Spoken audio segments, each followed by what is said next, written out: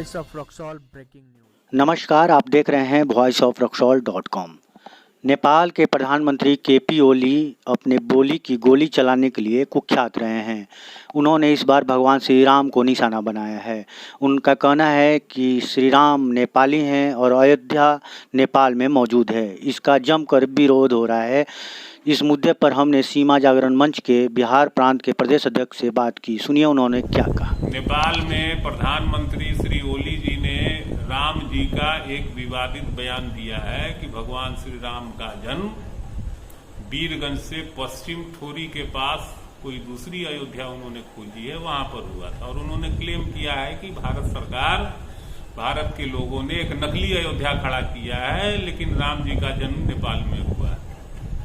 ओली जी के इस बयान के बाद सोशल मीडिया में बहुत लोगों ने उनको मूर्ख, पागल, दवा खाने वाले इस तरह की संज्ञा दी है।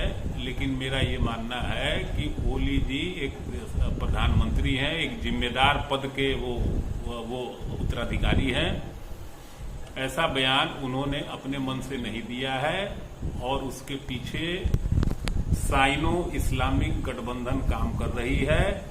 हजारों वर्षों का जो एक धार्मिक रिश्ता नेपाल और भारत के बीच में लोगों का है, उस रिश्ते को तोड़ने का एक कुत्सित प्रयास ओली जी ने शुरुआत की है इसकी, कि ये एक मुद्दा बने और नेपाल के लोगों की जो भारत के धार्मिक स्थलों में जो आस्था है, क्योंकि उनकी संस्कृति, उनके रिवाज, उनका रहन सहन और हमारे भारतीयों का रिवाज सब एक है, कहीं से भी नहीं लगता कि नेपाल हमसे अलग है, उसमें खलल डालने के लिए ओली जी का प्रयोग किया गया है।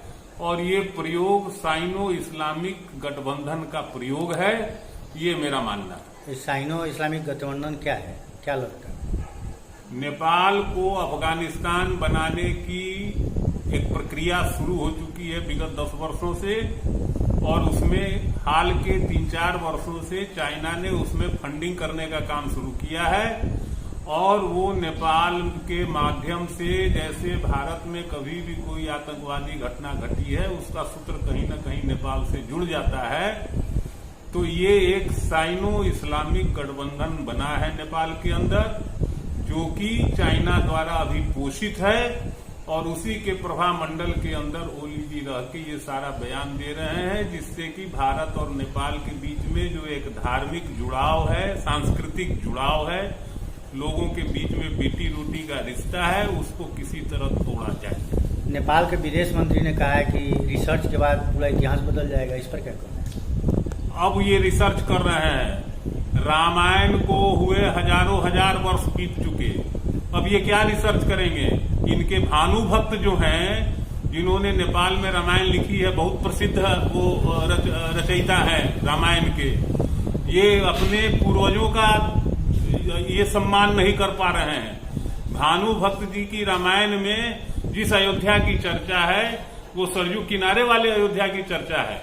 तो भानुभक्त जैसे विद्वान को भी इन्होंने ललकारा है, और ये राजनीतिक लाभ के लिए अपने निजी स्वार्थ में आके इतिहास को, क्या इनके बदलने से इतिहास बदल जाएगा? ये मुगालते में है। इतिहास इतिहास रहेगा और इतिहास बदलता नहीं है और न बदला जा सकता।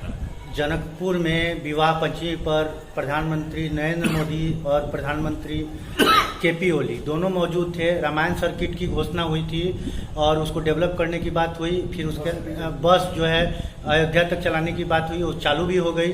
और उसके बावजूद नेपाल के प्रधानमंत्री ऐसी बात बोल रहे हैं, इस पर आपका क्या कहना है? यही तो समझने की चीज है। ऐतिहासिक तथ्य वो है जिस आधार पर रामायण सर्किट का निर्माण हुआ, और सामूहिक तौर पे हमारे देश के प्रधानमंत्री नरेंद्र मोदी और ओली जी ने बस का डिपार्चर किया, हरा झंडा दिखाया, और आज वो साइनो इस्लामिक गठबंधन के चक्कर में पड़ के और ये इतिहास बदल रहे हैं, तो उन्हीं को शर्म आनी चाहिए, उन्हीं को समझना चाहिए कि हम क्या बोल रहे हैं। और वैसे समय पे बोल रहे हैं जब भानुभक्त की जयंती मनाई जा रही थी।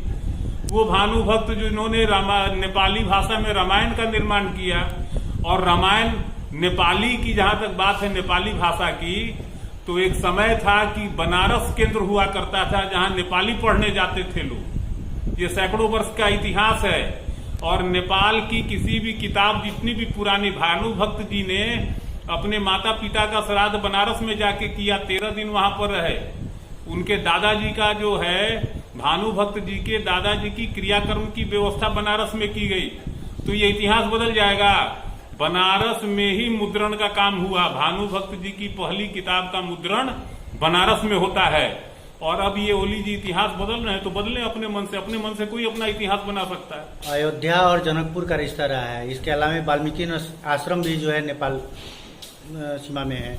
तो इस पर ये जो रिश्ता है पर्यटन के हिसाब से, सांस्कृतिक और धार्मिक रिश्ते के हिसाब से रहा है। वहाँ की भी आस्थाएं, यहाँ की भी आस्थाएं, दोनों ओर की आस्थाओं को जो है ओली जी ने प्रभावित किया। इस पर आप ओली जी का कुत्सित प्रयास, हजारों हजार वर्ष के धार्मिक रिश्ते, नेपाल के नागरिक हमारे बाबा केदारनाथ और विश्वनाथ और अयोध्या को मानते हैं, तो हमारे भारतवर्ष के नागरिक जो हैं मुक्तिनाथ को मानते हैं, जनकपुर को मानते हैं, बाबा पशुपतिनाथ का दर्शन करने जाते हैं। इस जुड़ाव को, ये तुच्छ लोगों के कारण ये जुड़ाव कभी भी समाप्त नहीं होगा।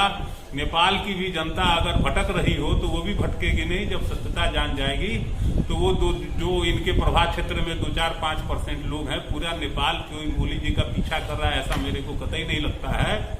नेपाल के लोग समझदार हैं, धार्मिक हैं। हमारा बेटी रोटी का रिश्ता है, हमारा उनसे धार्मिक गठजोड़ है, हमारे धर्म में उनकी आस्था है, वो हमारे ही लोग हैं।